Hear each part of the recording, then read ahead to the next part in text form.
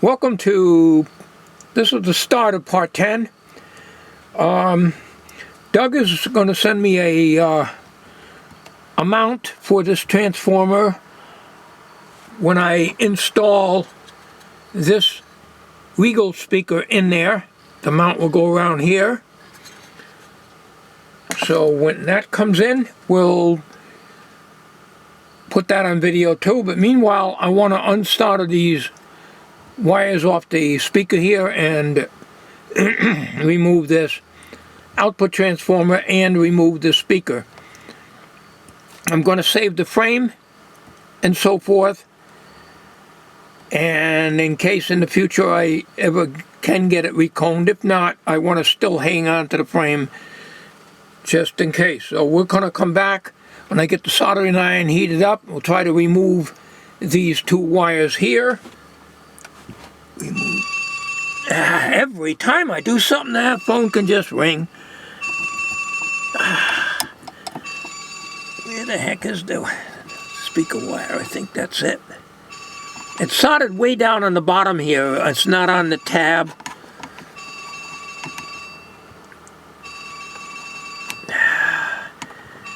Never fails. Every time I'm doing something, the cell phone's got to ring.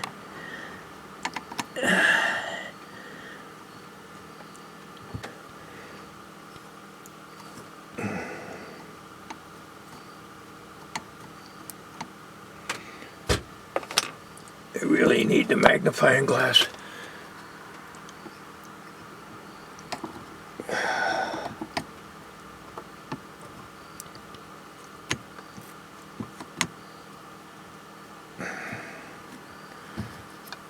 Alright, I got it.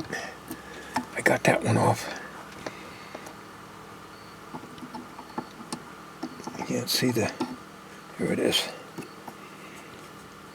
I don't have my second magnification here. I need a little more magnification, but because I don't pull the wire out of the transformer, trying to unsolder it. I got it. Okay, good. All right, we'll shut the iron off. I don't leave my soldering station on because it's not necessary. I always tin the iron after I shut it off. Keep a coating of solder on the tip. Good practice. Okay, now let me get you repositioned here. Alright, I'll take out the 1/4 inch.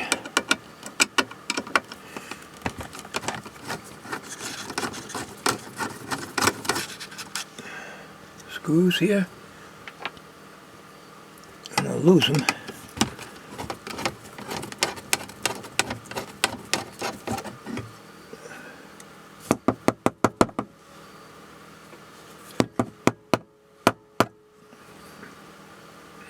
Stuck in the nut driver here. Now we'll get it out later. It's in there. All right, now let me get you turned around. I guess I gotta stand up and see if I'm in view. Yeah. All right, now we're on the, I don't know if you can see that or not. I hope you can.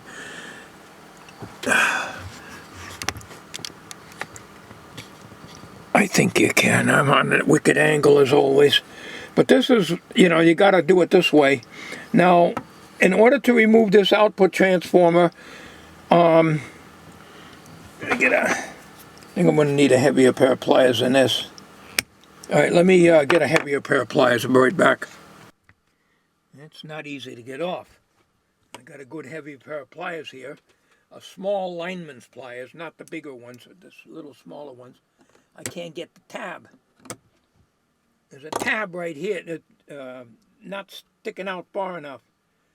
I tried wedging a screwdriver in it to no avail.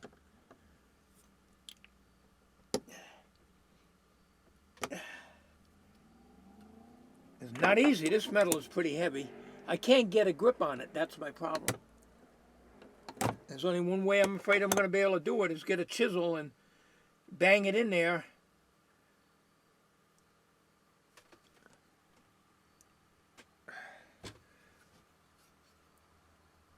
This side here isn't much better, I don't think.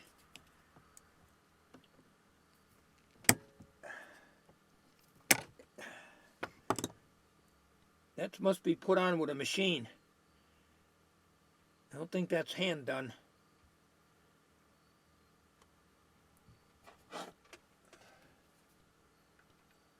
Very heavy metal. I would say this is probably 16 or 18 gauge on the bracket.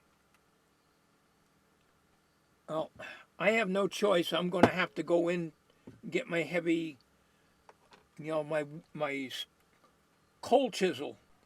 I couldn't find my small chisel. It's in there somewhere. Can't even move around in the big shed.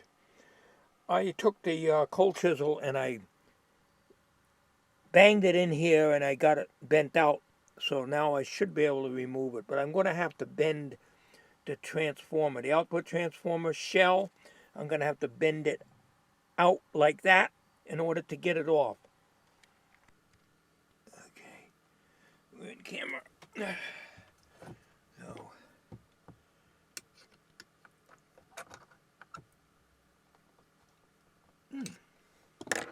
transformer's loose.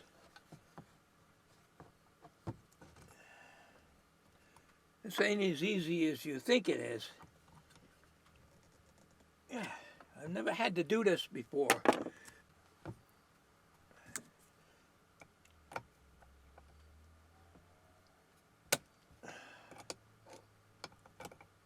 Very strong magnet on this.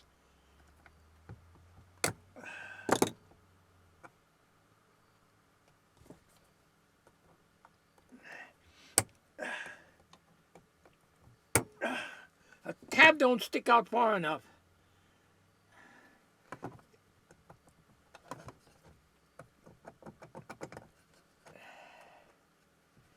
That's the problem. I can't bend it all the way.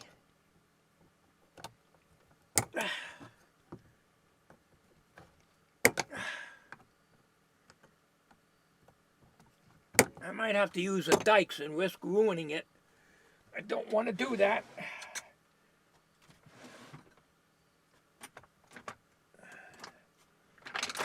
Not what they're made for. It's just heavy metal.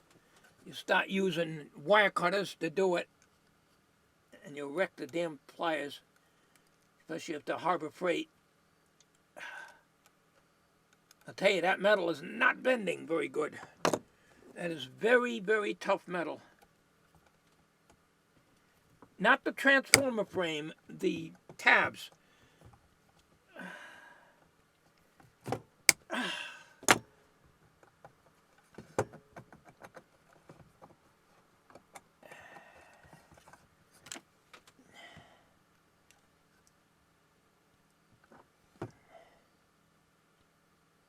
It's got to be bent up more. Not enough is sticking out for me to get the pliers on.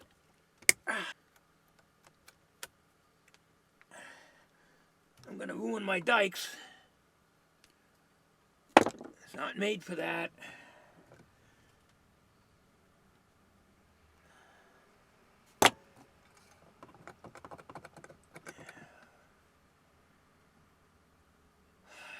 I'll be back. I don't know what I can do, but let me go back. I don't want to waste a lot of video here.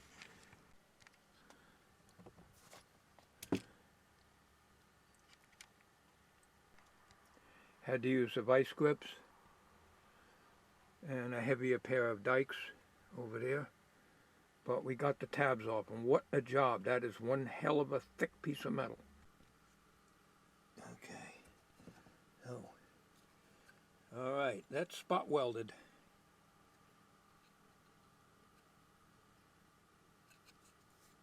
That is heavy. Very heavy. Not as heavy as this frame here, but it is pretty heavy. There's a close-up look of the speaker magnet here.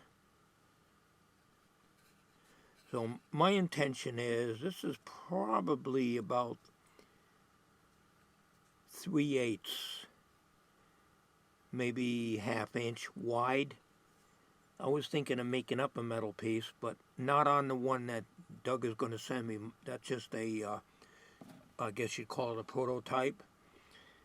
And when he gets me one that's made a little stronger, we could do that. So we're going to use the cable ties like he says, but there's no way I'll try to get this off. I'll just make something out of some sheet metal, and I can fabricate that up quite easily. It's just fastening it onto the plastic, which is the hardest. So now we've got the audio output transformer right here, and it's connected, of course, to the chassis.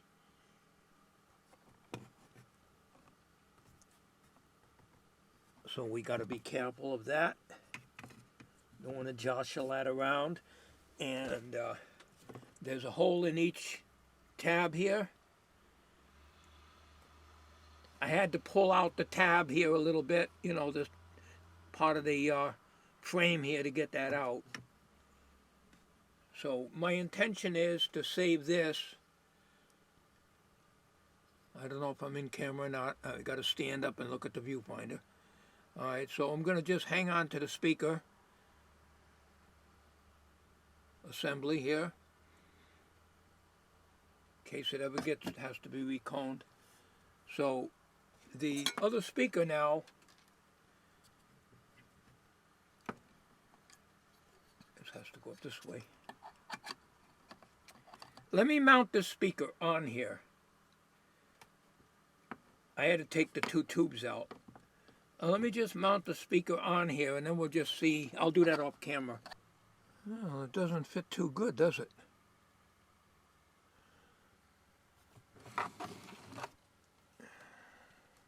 Crooked.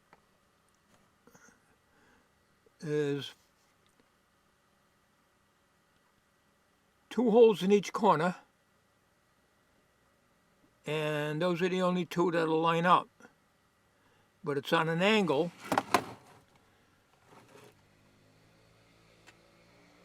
So, not a problem with the height. And with Doug's mount, I don't have it in hand, so I don't know. We'll have to bring that up like that. So, I don't want to flex this too much. I don't know if those wires are solid. I think they're stranded here, but it's cloth and it's starting to break here. But I don't like the way that's sitting there like that. This is the old one. The old one has a little flange on the bottom. See that? I guess that sits on the chassis. But the holes don't quite line up, and you really, well, I guess I could probably make another hole, but that would only straighten out the tilt. It's tilted to the left, but that don't bother me so much. This does. You can see how far out that is.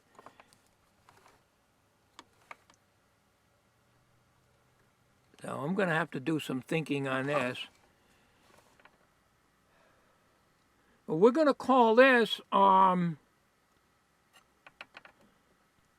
this will be part 10, and that's it. Well, it'll be a very short part 10, but long enough to make it worthwhile making a video of it. The speaker output transformer would not mount down. I know you're probably thinking, why don't you just mount it right in here? But that's not going to fit in here because the width of this and the width of here to here is about the same, about 1.25 inches.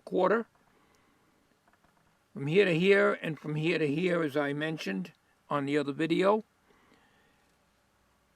Now,